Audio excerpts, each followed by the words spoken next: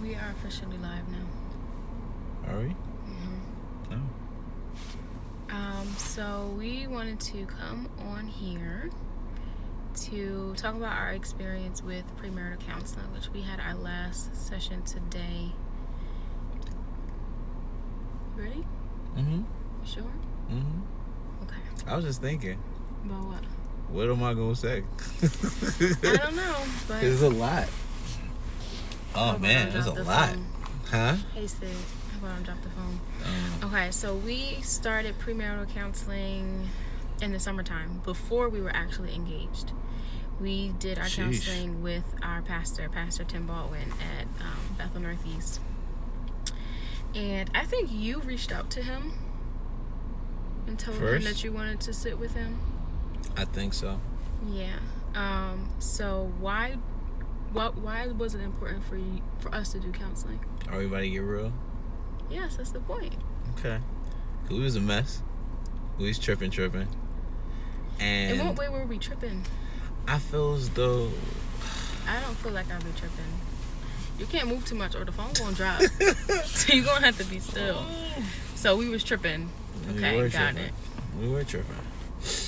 I think that it was important for us to get some type of guidance because it's like, yeah, when we were in Lancaster at the time, when we first started trying to walk a little differently as far as dating and dating in the right way, we had guidance, but we didn't have enough guidance. We didn't have the right type of guidance. We didn't have anyone that was really kind of giving us the kind of seeds we needed to kind of plant in our relationship for us to really be where we at now. I don't think that, and it's not one or the other, we both were moving blindly in the relationship, sometimes striking gold, sometimes we was just, sometimes we was hitting a little We were just going off of trial and error. That was we really legit didn't trial. have someone That to was sit trial down and and error. tell us, okay, this is the way that you should be going. We really just went off of, okay, that did work. Let's try it this way. For me, doing premarital counseling was important because I feel like both of us are charged with the responsibility of breaking generational curses in our families. Even though it's heavy, it's happening. I feel like whether we like it or not.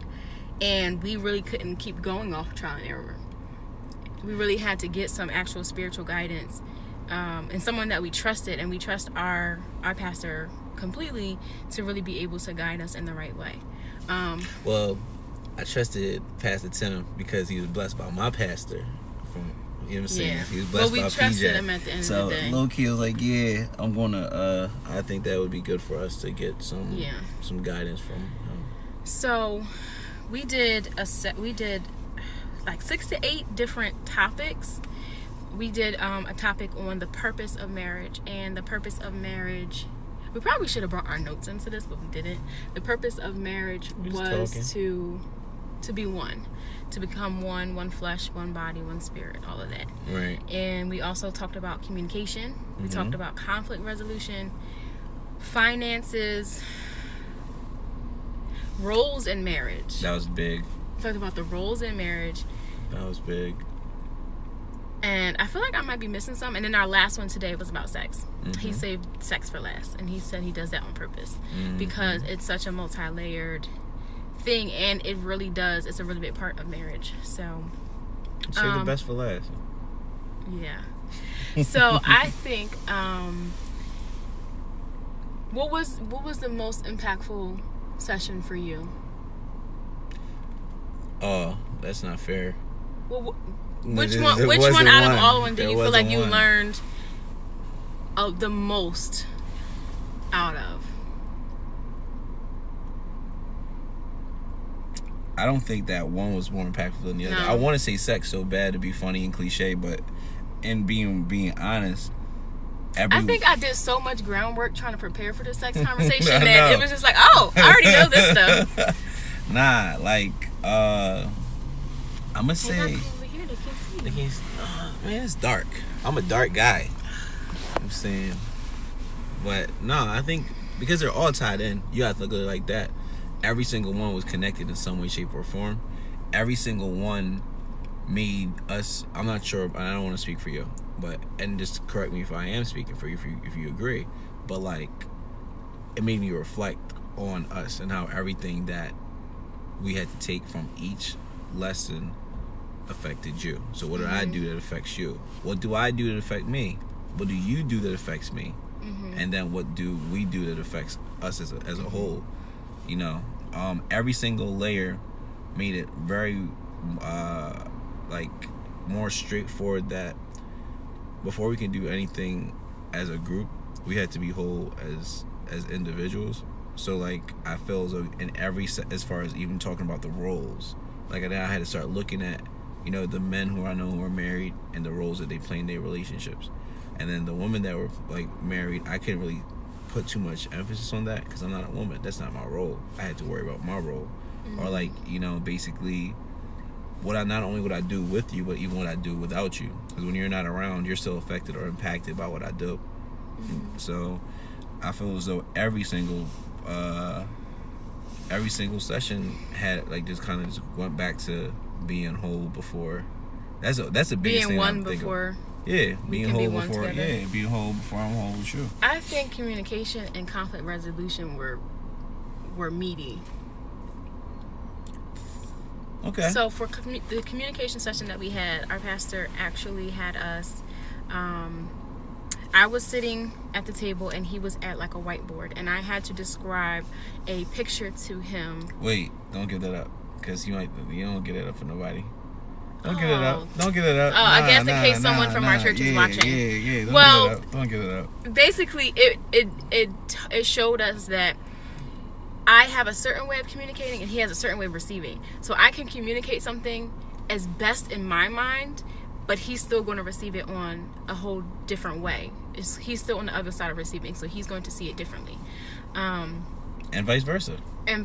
So it was impactful because no matter how politically correct and like how gentle we can word our stuff, there is still someone on the other side that can perceive it a whole different way. Facts. And yeah, but so communication was really good, and conflict resolution was a big one because we talked a lot about when you bring if he offends me or I offend him, there's a certain way that we bring that about. There's a certain way that we talk about it. There's a certain way that we backtrack. There's a certain way we used to do it before that wasn't helpful or conducive. And a lot of our issues actually came from lack of or communication. Not communicating at all. Like just straight like, I'm not talking to you no more. Exactly. Like for days. Like we could go at least 3 days without communicating. We used to. Now it was easy to do it because we wasn't living in the same house. And when we were living together, no, it would still be like, I think it was still like that. It was like 3 days of just cold-hearted, like not talking, and that's not what a marriage can be. So we talked a lot about how to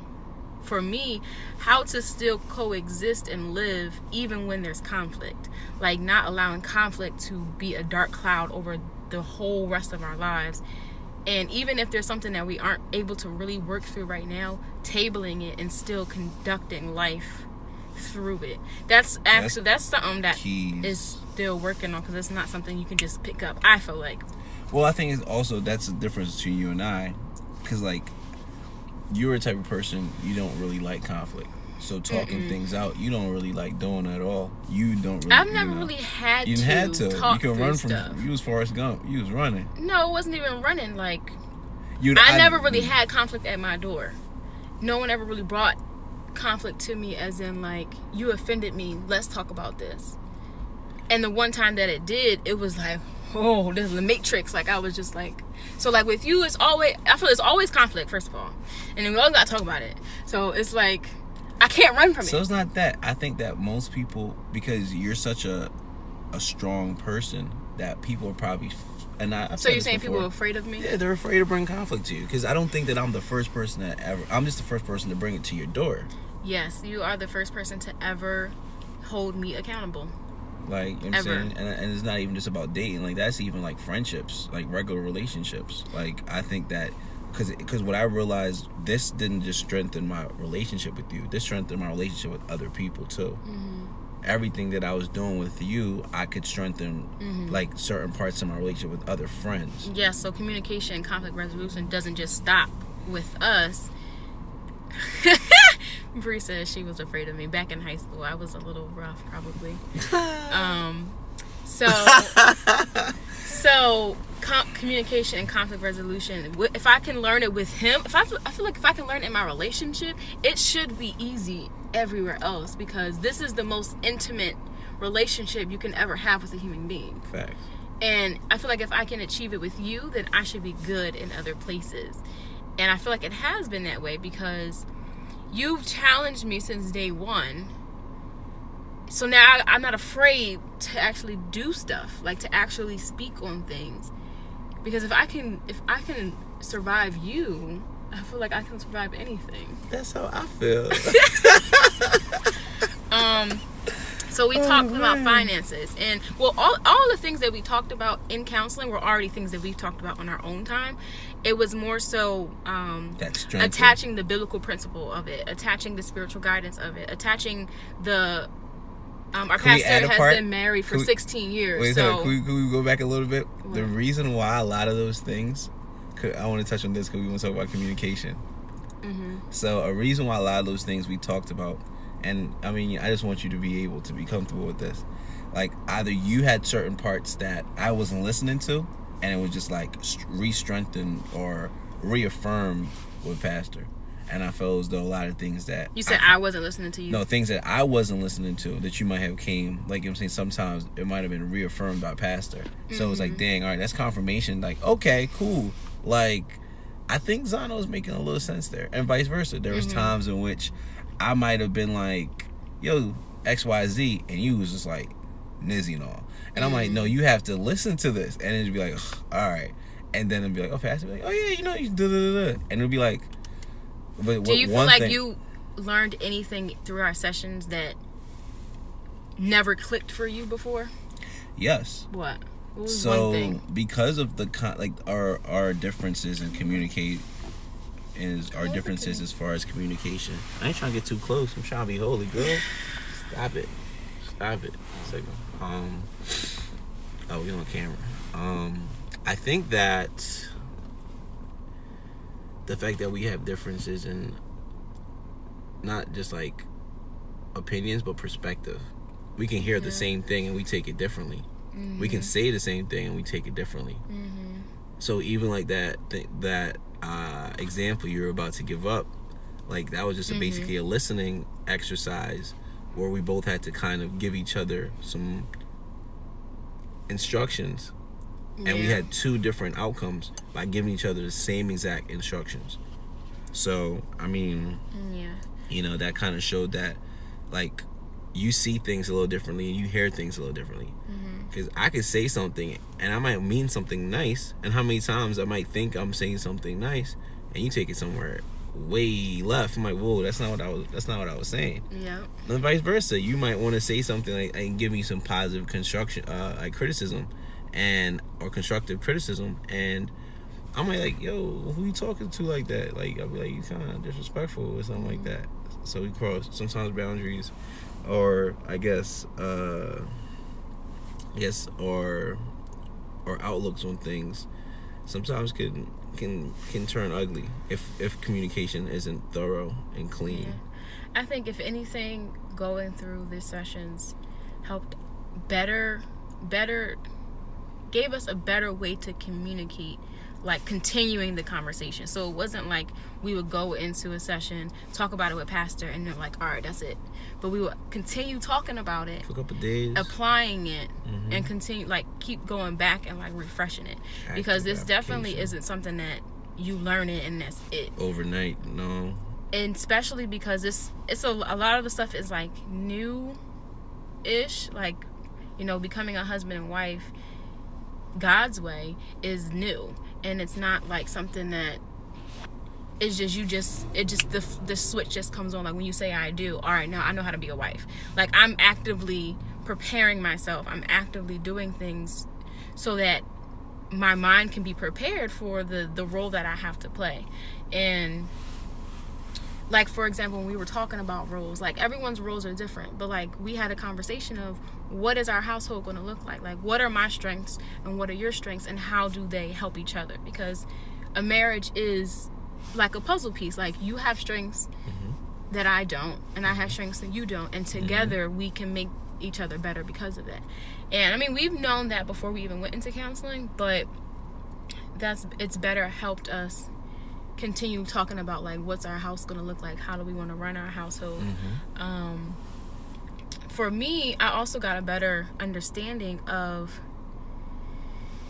you know, the way that God has ordered a household to be, and how he is the head, and then the husband, and then myself. And this was a mindset that I went into counseling with, that like the husband is here and the wife is here.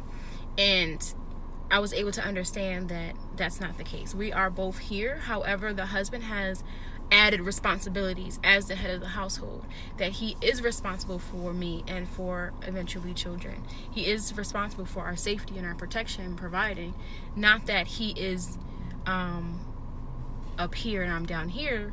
It's just that God has placed a different type of crown on his head. And it really is that triangle, like, because we are both on the same level, as we continue to go to God together, like, we rise together. It's not like you rise and then I'm rising. We're supposed to do it together. So, Jules, what? That was a bar right there. The triangle, like you just drew a picture. That was because that's actually like a picture thing. That's like a thing. That's Major Keys. I was just giving you a shout out for that. Oh, yeah. Thank you. Oh, no problem. So, what else? Is there any particular session that you want to talk about? Or does anyone have a question for us? As we're waiting for questions. So, do you want to talk about... Well, everybody here, I feel like, knows our background. I got a question. Oh. So, what was the biggest change that you seen in yourself, and then in me, and then the relationship, since we actually did from start till today? What was the difference that I see in myself since we started counseling? Yeah. Share that with your friends. Share it with the people you was bullying. You was bullying Brianna and everybody. I wasn't a bully. I wasn't gentle. I'm learning She how to said she was scared of you in middle school. High school. Well, because I was her cheerleading captain. You ever watch Bring It On? And you know Big Red? Yeah. It was like a Big Red type of situation. But see, Brianna wasn't scared of me. Brianna Adams wasn't scared of me. Okay. All right. You said, what have I seen in myself? Kind of. Me and Brianna had conversations. Nah. She could lie if she wanted to. Just yeah. Moving on. So what I have seen in myself is, I think I have learned. Oh, you wasn't wimpy. She probably beat you up after school. Who took your lunch money? I think I have matured in grace, as far as being able to give grace. Okay. And like not being so quick to be offended, and not being so quick.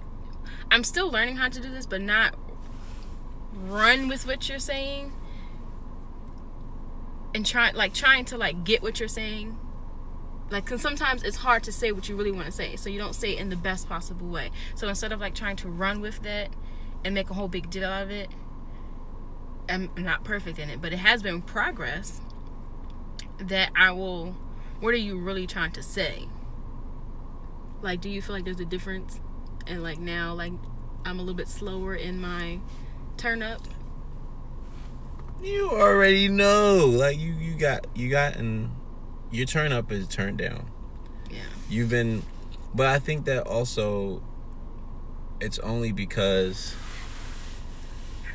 Oh, hey sis. Oh man. You have seen. Because I think it's a two-way story. It's not even just from the counseling. I feel as though, take counseling aside, I think you've seen places where that knowledge that I have that we kind of didn't run with was helpful, and we didn't utilize it how we should have, right?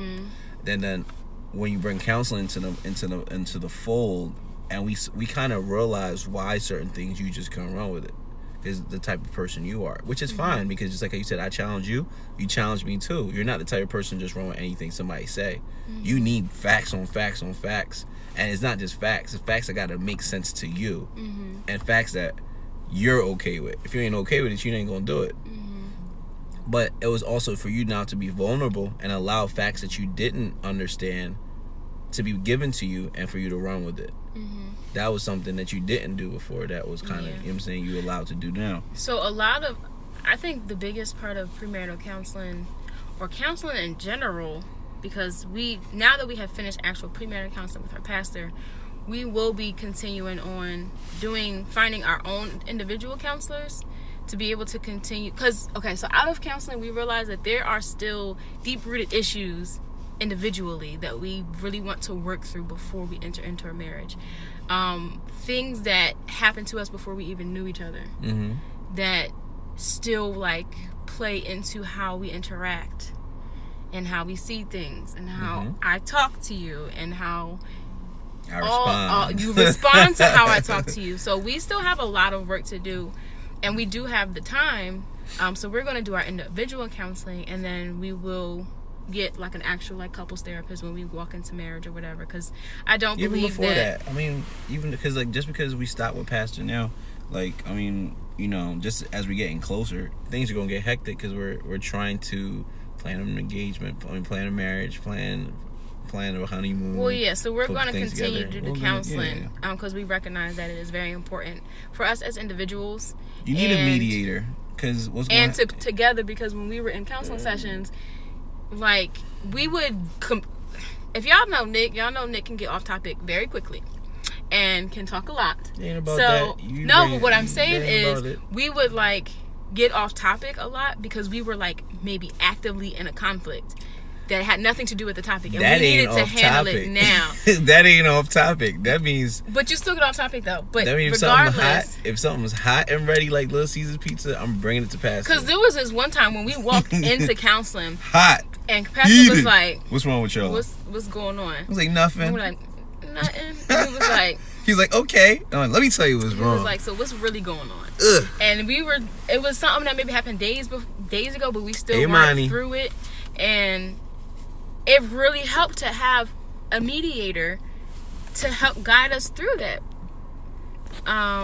and allow me to say what my side, allow him to say his side, and our pastor to really tell us what the real deal was, and not just taking sides, but also holding us accountable. So if Nick was really in the wrong about something, because he is the husband, he is the head of the household, and because he is supposed to be the priest of our home, he would come to him as a man in front of me and say, "This is why you can't do this," or "This is what you need to do differently." And he would also check me as far as my thought process, or what I was doing that was not in my wifely duty. So that was very helpful. That's why we're going to continue to do counseling, and our pastor completely he advocates for that, for doing counseling continuously. He tells us about him and his wife, how they have a therapist, and in our first year of marriage, he wants us to come back twice to come see him, to do a check-in. So we're actively looking for counselors for ourselves, because I know I even just had a consultation, and I was just like, wow, I really got to work through some stuff. We have done a lot of work, but there's still a lot that needs to be done. And it's never to get perfect, but it's all about progression. It is. So, do you have a question for me? Do y'all have a question? I just asked you. You gotta ask me a question. I just asked you 3 questions. Did I answer the question? You just got off topic. I don't think I even answered. What was the question? I asked you. What was it? Well, you answered one part. I saw what I saw in myself that was different. And what about what you saw in me that was different? And then after that, what have you seen in us that was different? Oh, and also I found that in myself, I have become more comfortable in your role as a husband and what you have been designed to do.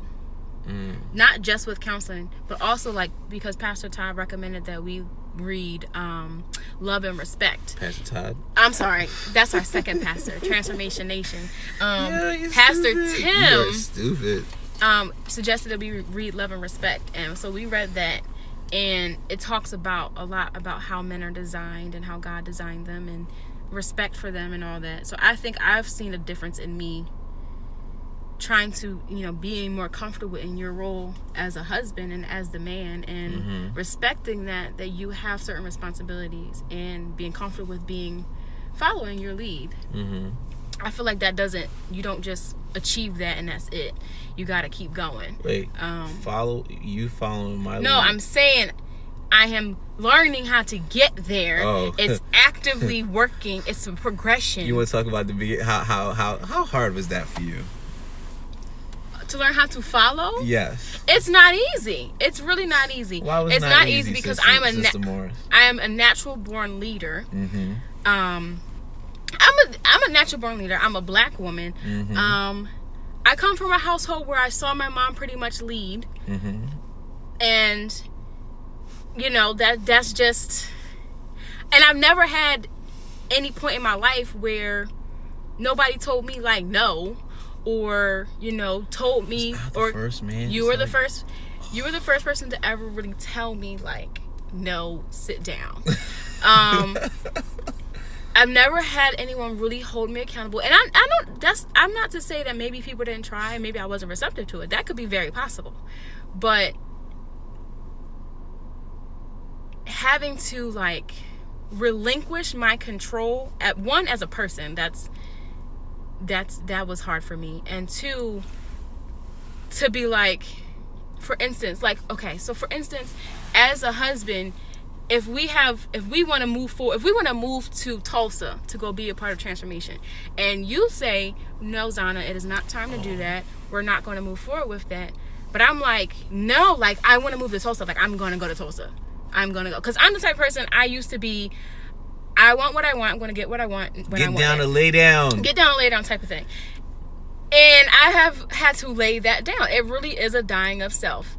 And when I got baptized, I had to lay that all the way down, because that's not going to work in a marriage. So with even that, like, as a wife, if I say, God is telling me we got to go to Tulsa, God is telling me we got to go to Tulsa, and you say, Zana, I don't believe it's time right now, I have to trust enough that God is going to lead you as my husband, that he has given you the discernment to say no. Even though God may be telling me to go, God may be telling you not right now. And I have to be like, okay, I will trust and respect that. That's not easy. That's not easy at all. And why is that not easy? Because if I want something, I do it. All my life. And it's not even, I don't even think it has anything. Okay, so first, it's just the fact that now I can't do whatever I want when I want. And it's the second fact that I can't do what I want and I gotta listen to somebody else. I'm grown. My parents ain't gonna tell me nothing. Now I gotta go from my parents' house to my man's house. And some people really do not want anything to do with that. And I understand, because it's not easy. However, I see the benefit of coming under your leadership. What benefits do see, here you go. I'm just asking some questions. You gotta talk to the ladies. I'm just asking you some questions. Well, one, I feel like it heightens, like, I feel like it does heighten my respect for you. If I actively, like, allow myself to submit to your authority, in a biblical sense. And that's not to say that you're always going to make the right decision, because you could honestly blow it. And Pastor said that all the time. You may legit blow it, but it's not up to me to be like, see, you blew it. I shouldn't have listened to you anyway. And that's a fleshly thing, so that's not easy either. Sidebar: do you think because as a leader, one thing I find that was hard for me, because I tell you all the time that we are very much alike, that one of the hardest parts about being a leader is knowing what to follow. So the times in which, shoes on the other foot and I had followed you, and say you blow it, how did I treat you before this training that we've had? I don't remember ever blowing it. For real, for real. Okay. Can you give an example? So the scam likely phone call when the company from DC called about you not paying your taxes. That was when we was in the world. Yo. So I wasn't listening to you. I don't even know if I told you because they talk. That's so off topic. We're not gonna go there. But somebody at the end of the day, whoever in whatever Asian country got me for close to $500. $500, and you paid off your taxes in gift cards. Anyway, does anyone have questions for us? We've already talked about the different topics that we talked about in counseling, why it was so important. I'm like, no, Zana, you're not gonna pay your taxes in no gift cards. Hang up the phone. All right, moving on. Okay, so our last session today was about sex, and I was honestly did not know what to expect because I have never talked to an adult. I have never talked to an adult about sex from a godly perspective. Ever. Like you talk about sex or whatever in college classes, programs, whatever the case may be, but I have never talked to an adult. For real, I've never talked to an adult about sex. Like, I don't come from a family where we talk about stuff. Most people don't. Most white people don't talk about sex. When we were coming up in church, the things that we heard was, of course, don't do it before marriage and you soul gonna die ties. if you do it. No, I didn't hear that. I mean, okay, I heard what you heard. You gonna die if you do it. That's what I heard. You gonna do it, you gonna die. I ain't hear that. My church ain't say that. You gonna die. We learned about soul ties. Two things but we only never come from, learned. I learned two things come from sex. You gonna die. You get pregnant and you die. Pregnant. You get pregnant and die. You ain't hear that one? No, that's from Mean Girls. Oh, dang. I think. But I got that way before, like I was telling the movie. So there has never been an instance where I got a mine. Your mom was a good mom. Oh my gosh! I was responding. When did we learn about communication? I'll communicate. You about to rise up a conflict. Then we're gonna have to do conflict resolution. Okay, September 1st, you could resolve all the conflicts you want.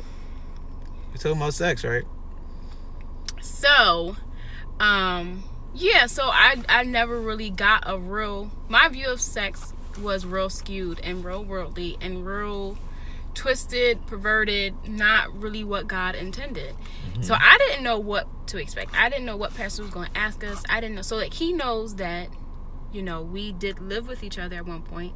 And we moved out because God was telling us that in order for us to really have a blessed relationship and union, that we would have to honor him with our life, which include our body, everything. Mm-hmm. So, where was I going with that? So, okay, so we come to the sex session, and last week we were supposed to do it, but it got canceled. So I was like, ooh, I got one more week to like prepare for what's about to happen. So we actually read Love and Respect, and I got to the sex portion, and it talked about what sex means to men, how women view it.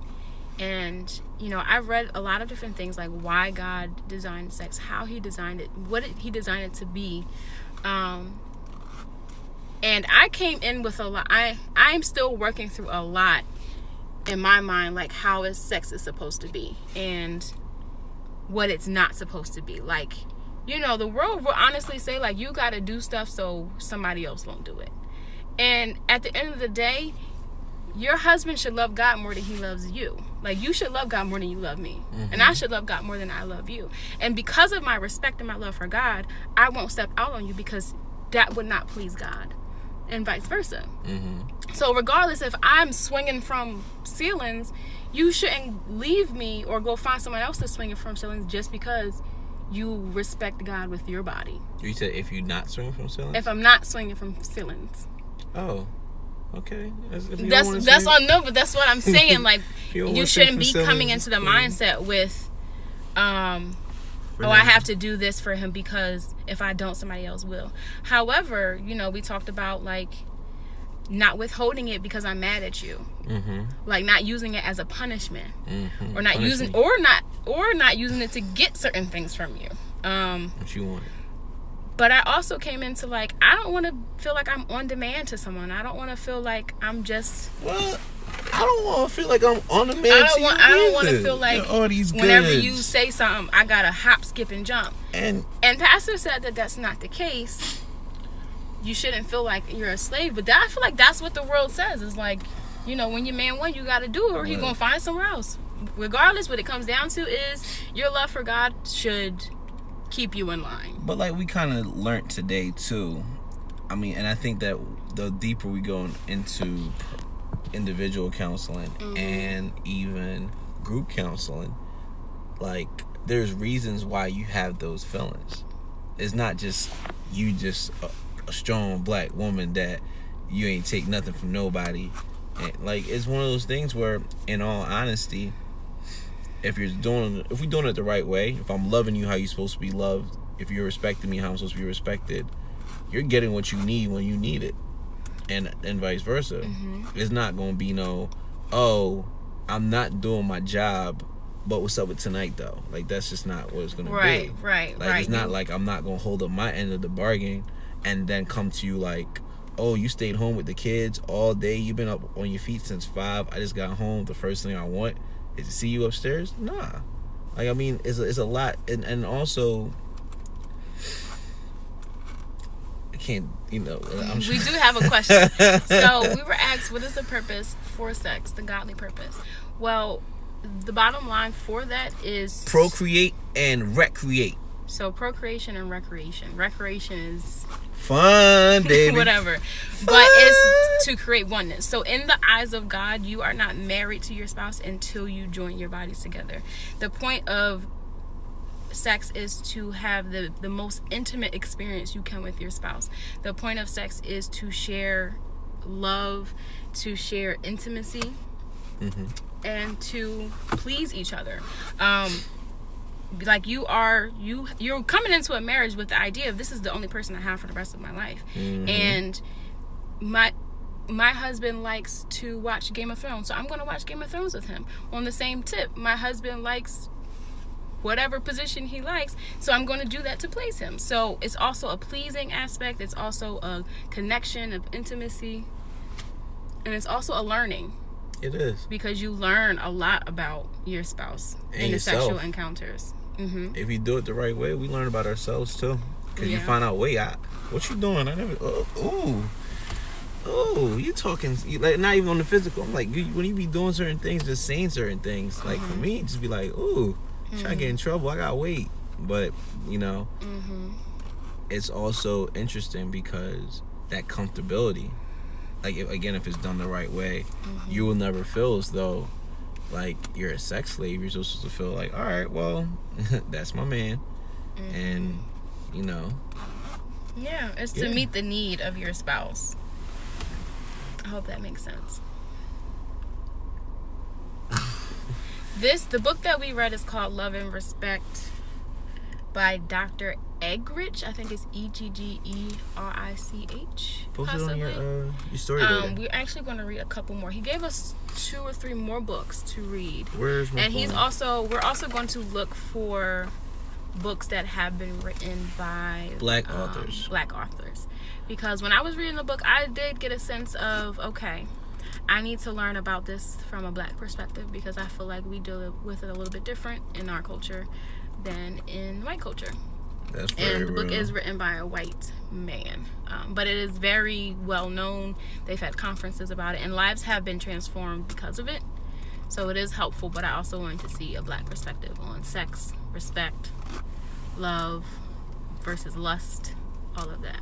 How We Love is one book, and Intended for Pleasure was by Dr. Ed Wheat, and then Love Life for Every Married Couple. But these are like sex books, like talking about sex specifically. Yep. So how do we avoid temptation? Well, one, we stopped living with each other.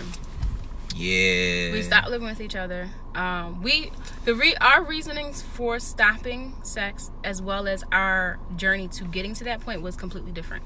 Thank God we did both agree. But we avoid temptation by not living with each other. 2, because we do travel with each other. So I I did want to bring that up. We travel with each other, but we have even gotten to the point, well, if we can get a room with 2 beds, we do. And I mean, some people don't agree with traveling with each other if you're not married, but we have gotten to a point where we are disciplined in our flesh enough to be able to do it. Like, we won't dress in front of each other.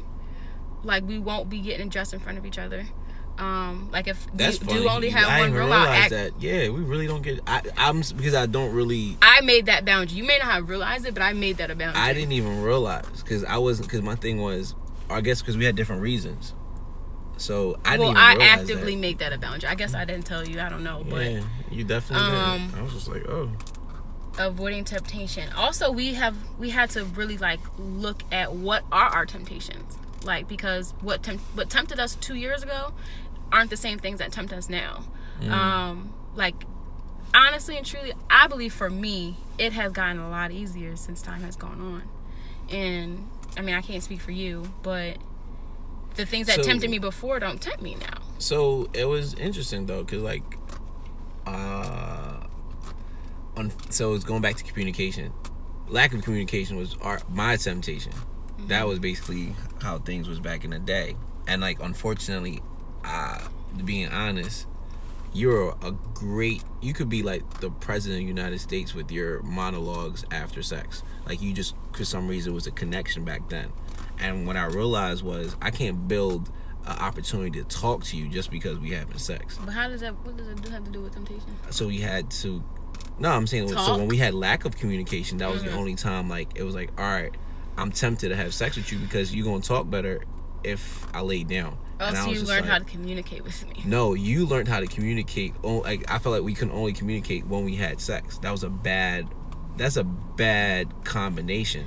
Okay. So to kind of make sure the communication was strong, I just got up the one day, it was like, yo, we don't have to have sex. But practically, in order to, when we are tempted, it's having those boundaries set in place. Apparently he didn't know I had boundaries. But the one boundary of not getting dressed in front of each other when we do travel, not spending, because I will spend a night over his parents' house and he will spend a night over my parents' house, but we sleep in different places. He'll sleep downstairs and I'll sleep in my own room, and we won't do that every day of the week. We won't have, like, if we talk about sex, because we do need to talk about sex going into marriage, we won't talk like the things that will give you mind pictures and the things that'll make your lips water. We won't get into the details of stuff, but we'll talk about what needs to be talked about. I hope that's helpful. As a man, is there certain things that you do to avoid temptation? Or if you're tempted to avoid moving forward from that? Well, I think mine's a little more, I guess, like, personal based, because honestly, I kind of know, like, what I noticed was when we started taking this walk, I knew that if we actually went too far, like, we stopped kissing now, like, you know what I'm saying? Because I was like, even that was like, well, yeah, that was and I was like, yeah, we shouldn't even kiss, because I'm like, yo, I feel like just kissing you, I'm not going to just want to stop at kissing. Yep. So and like that. And I was like, yo, all right, I forgot about that. See, because that was a boundary I set, and I was just like, all right, because I already know, like kissing, I could, so, so I think that it was just kind of interesting that. Book. Don't speak that. Oh, gosh. Don't speak that. That would be cool. Books. Do you guys have any questions? First of all, thank you for listening to us. Let's answer the question. No, I was before. Yeah, are you done? Cut off. No, what boundaries for men? There's no men on here. There's no men. I don't gotta say nothing. I don't know. There ain't no men that I don't gotta say. But I can save it for later, and they might watch it. Speak it. Speak it. Who is this speaking book into existence? I'm not trying to write no books right now. I'm trying to finish reading this book, and we got 3 more to finish. Yeah. Are there any other questions? I don't really know what else to talk about. What questions you got for me? Because I asked you the last question. Do you think that we would be getting married if we did not do premarital counseling? Nope. I'd have kicked you to the curb, or you'd have kicked me to the curb. You'd have probably smothered me in my sleep. I don't think it was that deep. Dog. You weren't over analyzing. I'm not much of a thinker. I felt like Brianna and Brianna, you was trying to bully me, and I was just like, no. I think the most important thing was helping guide our conversations and helping us see us, like sitting with a counselor, pastor, therapist, whatever. It kind of holds a mirror to you. So like even if you're just talking, like if y'all were a therapist right now, you could be able to say to us, now Zana, why do you think like that? Or why did you say this? Or why are you looking at Nick like that? Like they can like see our blind spots. They can see the things that we can't see. So that is definitely beneficial of sitting with a counselor, whether you are getting married or not, if you do individual counseling. So again, we are advocating for premarital counseling. We are advocating for individual counseling. We are advocating for overall mental health awareness, especially for y'all black folk. So do you have a question? Who, me or the live? I don't know. I think we talked about a lot. We probably got off topic too. I think we kind of hit a lot on the head. Yeah. I can't think of no questions. Do you think that you would ever be a premarital counselor? I could, because it's just gonna that'd be a mirror in itself. That'll kind of hold me accountable. I can't be telling people to do stuff the right way, and then go home and do the complete opposite. Plus, what did Brown say? I just want to know that I see the work that you had. Do you want me to read that out loud, Brianna? So my best friend says that she sees the work that we're putting in, especially me, because I've become more loving and understanding to not only Nick, but to her as well. She's also a Libra. They both are Libras. So I have I saw when you scroll and I saw B-Jax. So B-Jax was up. Hey, Brittany. No, I don't know if you know anything about Libras, but they are special people. How are we special? And I'm an Aries. Not that I'm like all into the astrology, whatever that stuff is, but how are we special? See, y'all are more in tune to y'all emotions. You got lucky, and that's a good thing, because let's be honest. If you were not in tune to your emotions, we would be just like rocks, because I wouldn't say nothing. But that would have been really bad. Yeah, we wouldn't be getting married. We wouldn't be getting married. Yeah. Like, it would have been way crazier than anything that we've ever Libras are lovers, because my best friend is lovey-dovey, like just falling on clouds of love. And I've never been like that. I actually told Pastor, I was like, I think I'm emotionally detached. I don't think I'm really attached to my emotions. Like, I don't feel like I really like let emotions even like exist for the most part.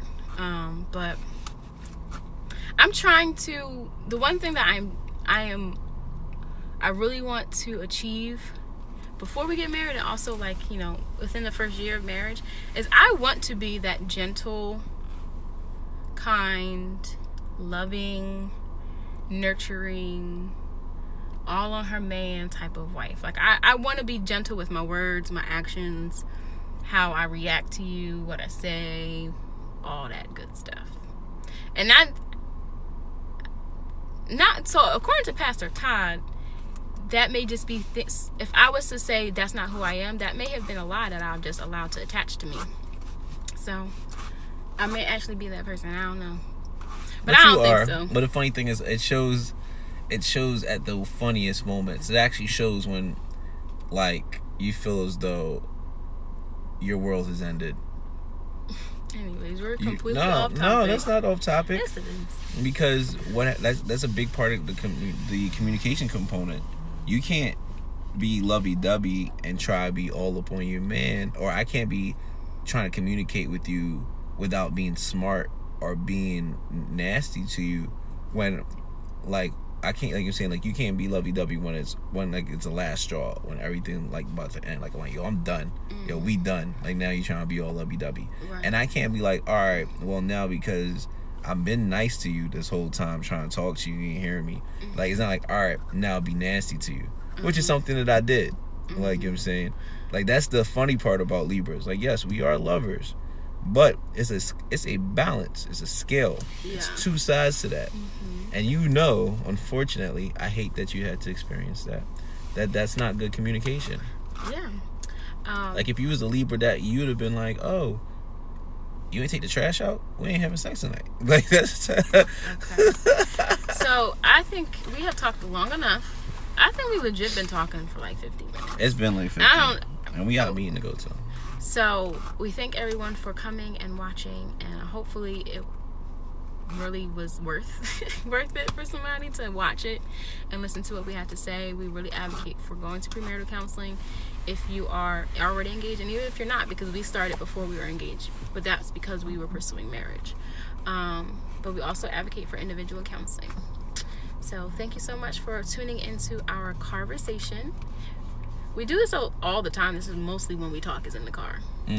So good night.